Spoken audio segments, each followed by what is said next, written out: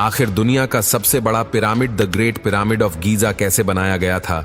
एक एस्टीमेट के हिसाब से इस पिरामिड में टोटल 23 लाख बड़े बड़े पत्थरों का इस्तेमाल किया गया है, जिनमें से हर एक पत्थर का वजन 50,000 किलोग्राम था। अगर इसके टोटल वजन का अंदाजा लगाया जाए तो इस पिरामिड का वजन 60 लाख टन है। इतना ज्यादा वजन 480 फीट की ऊंचाई तक लेके जाना और हर एक ब्लॉक को परफेक्ट एंगल पर रखना एक ऐसा टास्क है जिसको आज के दौर में मशीनरी की मदद से ही परफॉर्म करने में कई साल लग सकते हैं। तो सोचे ये काम 45 सदियों पहले बगैर मशीनरी के कैसे किया गया होगा। तो चलिए ये सब जानते हैं आज के इस वीडियो में।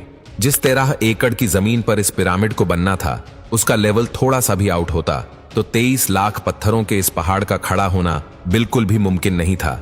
इस जमीन को लेवल करने के लिए उस टाइम के इंजीनियर के पास ना ही लेजर लेवलर था और ना ही बबल लेवल। एक्सपर्ट्स का मानना है कि कंस्ट्रक्शन साइट की चारों साइड्स पर खड्डा करके उसमें पानी डाला गया होगा और फिर एक साइड के पानी के लेवल से दूसरे साइड के पानी के लेवल को मैच किया गया होगा।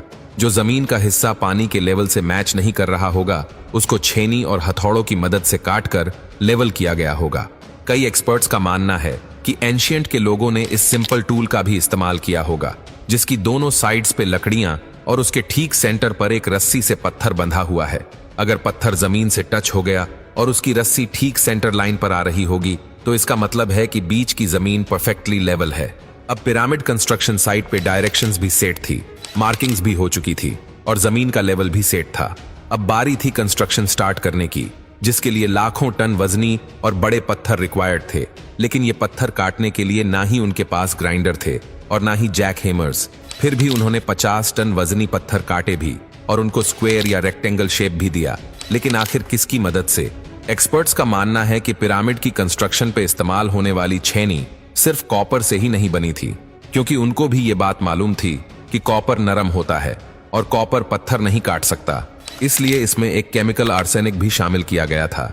कॉपर और आर्सेनिक से बनाई जाने वाली ये छेनी लकड़ियों के हथौड़ों से पत्थरों पर ठोकी जाती थी और कई घंटों की मेहनत के बाद बड़े बड़े पत्थर शेप में लाए जाते थे। ये खास किस्म का पत्थर, जिसको आज लाइमस्टोन कहा जाता है, उसकी कटाई पिरामिड कंस्ट्रक्शन साइट गिजा से 250 किलोमीटर दूर टोरा के शहर में हो रही थी। अब मसला था ये पत्थर गीजा तक ट्रांसपोर्ट करने का। हर एक पत्थर 50,000 केजी के बराबर था, जो तकरीबन 3 पैसेंजर बस के वजन के बराबर बनता है। और ऐसे 23 लाख पत्थर सिर्फ एक पिरामिड में इस्तेमाल होने थे। हैरत अंगेज तौर पे ये काम वर्कर्स और कश्तियों की मदद से किया गया। टोरा और गीजा के बीच में मौजूद रिवर का फायदा उठाया गया और बड़ी बड़ी कश्तियों में पत्थर डालकर पिरामिड साइट पर पहुंचाए गए। एक्सपर्ट्स का मानना है कि ये काम इतना आसान नहीं था। शिप्स में इतने बड़े पत्थर की लोडिंग और अनलोडिंग में कम से कम 500 मजदूरों की आर्मी एक ही वक्त में लगाई गई होगी। लेकिन एक्सपर्ट्स को हर वक्त एक ही बात सता रही थी कि लाइमस्टोन कट भी गए, ट्रांसपोर्ट भी हो गए और कंस्ट्रक्शन के दौरान एक के ऊपर एक लगना भी शुरू हो गए। मसला ये था कि पत्थर इतनी ऊंचाई तक आखिर पहुंचाए कैसे गए होंगे।